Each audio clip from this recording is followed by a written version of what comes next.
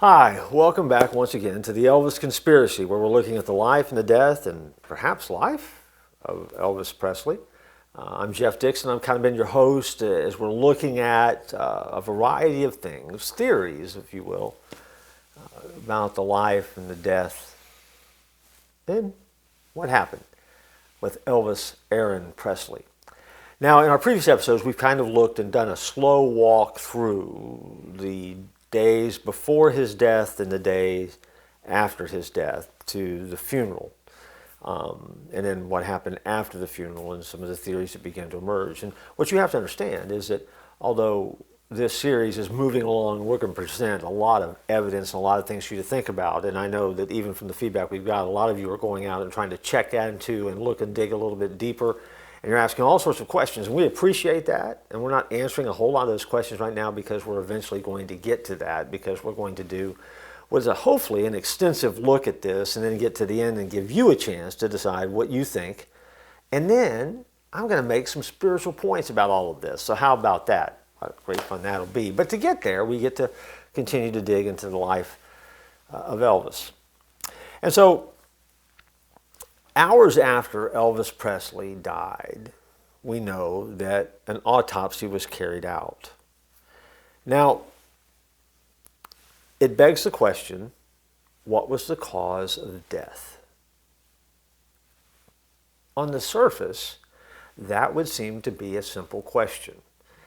But if you haven't noticed anything in this series yet, there's nothing about the events surrounding the death of Elvis that are simple and uncomplicated. As a matter of fact, it becomes a myriad of just a tangled mess of theories and ideas. Some theorists conclude that drugs. Some theorists have said suicide. Some have even suggested that Elvis was murdered. Some said he died of a compacted colon. Some said he had a heart attack. Some said he had bone cancer. Some said he even choked on his own vomit. And Elvis's official cause of death appears to have been heart failure. The cardiac incident is considered by many to be a result of dependency on prescription drugs. And most people that you talk to, that's what they're going to come away. Elvis Presley died, his heart failed, he was on too many prescription drugs, his body interacted with it, and he died. So, is that what he died of? And that's a good question. According to Greg Timmons from biography.com, I will read you and I'll quote what he said. A highly skilled team of 9 doctors, headed by Baptist Hospital's chief of pathology, Dr. E. Eric Muirhead, conducted the autopsy.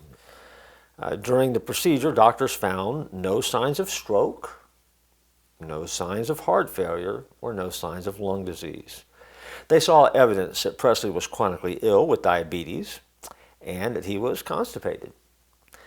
Physical evidence indicated possible long-term use of drugs, but toxology tests would have to confirm that. And after the autopsy, Elvis's body was released to the funeral home. At 8 p.m. that same day, a press conference was held. Medical examiner Dr. Jerry Francisco took control as spokesperson for the autopsy team, even though he had only witnessed the procedure. He didn't participate, he just watched. He announced that early tests indicated that Presley's death was a cardiac arrhythmia due to an undetermined heartbeat, i.e. heart failure. Dr. Muirhead and the other members of the autopsy team were stunned as Dr. Francisco said this. Not only had Dr. Francisco presumed to speak for the hospital, but his conclusion did not match their findings, which was that they hadn't made a conclusion as to the cause of death, but believed that the drug addiction probably was a contributing factor to the death. Dr. Francisco went on to say that determining the official cause of death would take days or even weeks, but that drugs were absolutely not a factor, and there was no evidence of drug abuse, which most people at the time believed meant illegal street drugs. A spokesman from the Baptist Hospital made a statement saying they never agreed with the conclusion of natural causes. Noel Florendo of Baptist Hospital said there was no gross evidence of heart attack. In fact, autopsy officials stated that in their opinion, although Elvis was a sick man, heart disease was still years away. So again, we ask the question, what was the cause of death? See, because for years, most people, probably you, myself included, assumed that Elvis's death was complicated from some type of drug abuse or drug use. Prescription drugs seemed to be the thing instead of street drugs, and so he seemed to have a willing doctor in George Nicopolis, Dr. Nick, who got him all of these kind of drugs. And so ultimately, some type of cocktail that was created for Elvis interacted with his body and he died. And yet, from the report that we just shared, that wasn't true. Now you say, well, Jeff, is the report that you shared true? I don't know. I wasn't there. But the report quotes people who were there. It quotes hospital officials, and it quotes people who should have known this. But if you go back to our previous episodes, there seemed to be a very quick process that was taking place of moving the body of Elvis within 24 hours from death back to get him to Graceland for a funeral that happened just rapid fire, bang, bang, bang. Also, one other piece of information that you want to add to the mix, Elvis, and you may have seen some footage of Elvis in his last concert. By now, most people have, and most people know of Elvis's struggles with weight later on, or at least toward the end of his life and career. Elvis weighed approximately 250 pounds at the time of his death.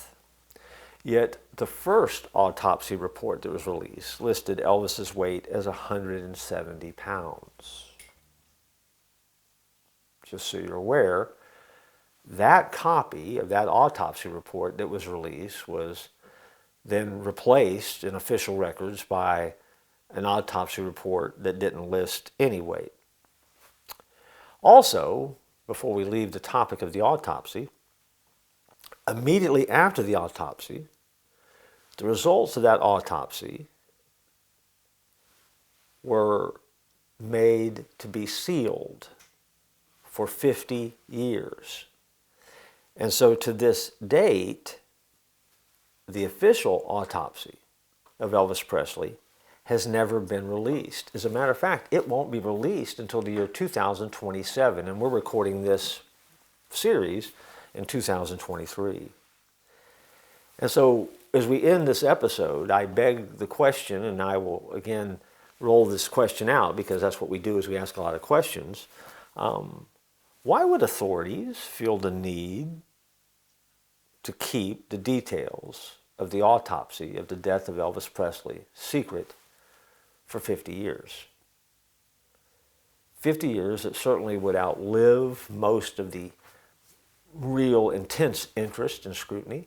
50 years that might actually outlive a number of his family members, which of course it has, as history has played that out. And 50 years that would have removed this information from being bantered about by witnesses and people who lived in and with, around Elvis Presley at Graceland. Why would they vote to keep him secret? 3 years after the death of Elvis, his personal physician, Dr. Nick, George Nicopolis, was charged with prescribing excessive amounts of drugs to Elvis and 15 other patients. And they showed that in the 7 months up before Presley's death, he'd been prescribed more than 10,000 pills, sedatives, amphetamines, narcotics. A lot going on. A lot going on in the body of Elvis Presley, obviously. But it still begs the question we started with. What did he die of? Because evidence seems to be running contrary to the assumption that many people have made through the years about what actually caused Elvis's death. Does it matter? Only if he didn't die. And so, we'll come back next time and continue looking at the Elvis conspiracy and talk about the life and the death and the life, maybe, of Elvis Presley. I look forward to joining you next time.